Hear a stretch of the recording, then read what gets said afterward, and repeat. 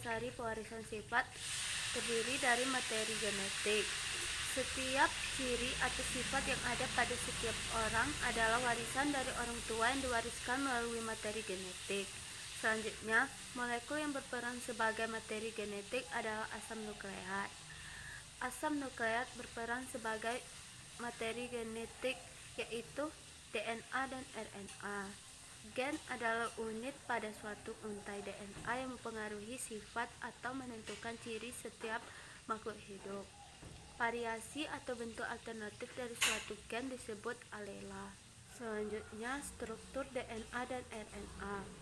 Asam nukleat baik DNA dan RNA terdiri dari subunit nukleotida.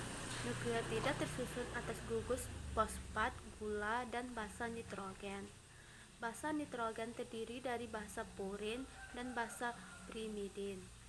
Basa purin pada DNA dan RNA terdiri atas adenin, guanin. Basa pirimidin pada DNA terdiri atas timin dan sitosin. Sedangkan basa pirimidin pada RNA terdiri atas urasil dan sitosin. Yang ketiga, peranan materi genetik dalam penentuan sifat. Sifat dominan adalah sifat yang mengalahkan atau menutupi sifat yang lain. Sifat resesif adalah sifat yang dikalahkan oleh sifat dominan sehingga sifat tersebut tidak muncul. Fenotip merupakan perwujudan ekspresi dari gen yang berupa sifat-sifat atau karakter yang dapat terlihat seperti bentuk rambut, warna kulit, fisiologi, dan tingkah laku.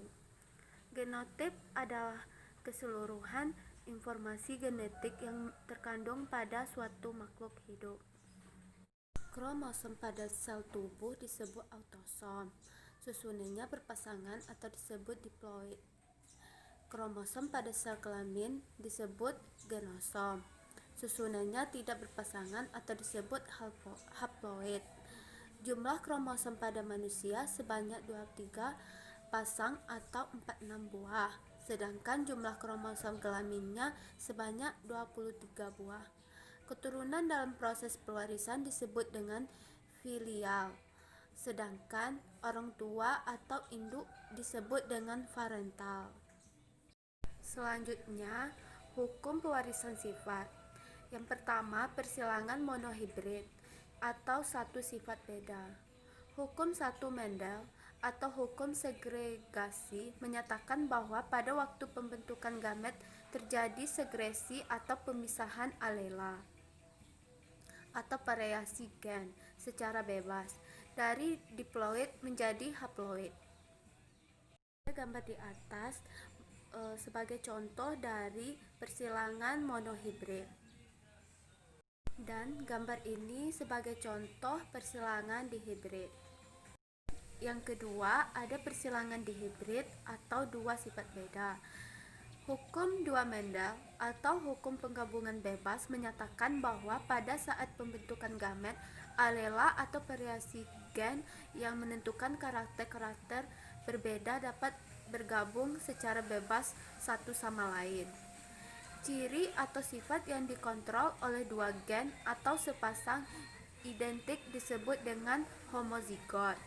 Ciri atau sifat yang dikontrol oleh dua gen atau sepasang tidak identik atau berlainan disebut dengan heterozigot. Selanjutnya, pewarisan sifat pada makhluk hidup dan kelainan sifat yang diturunkan.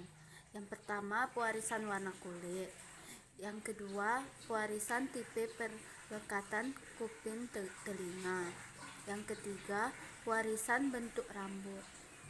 Yang keempat, pewarisan bentuk pertumbuhan rambut pada dahi. Yang kelima, pewarisan kelainan buta warna. Yang keenam, pewarisan kelainan hemofilia. Dari materi yang Ibu jelaskan tadi, apakah sudah paham? Paham, Bu. Kalau sudah paham semua, kita lanjut ke kuis. Kuis yang pertama, ada berapa macam persilangan warisan sifat pada makhluk hidup? Ibu. Silakan Reni. Ada 2.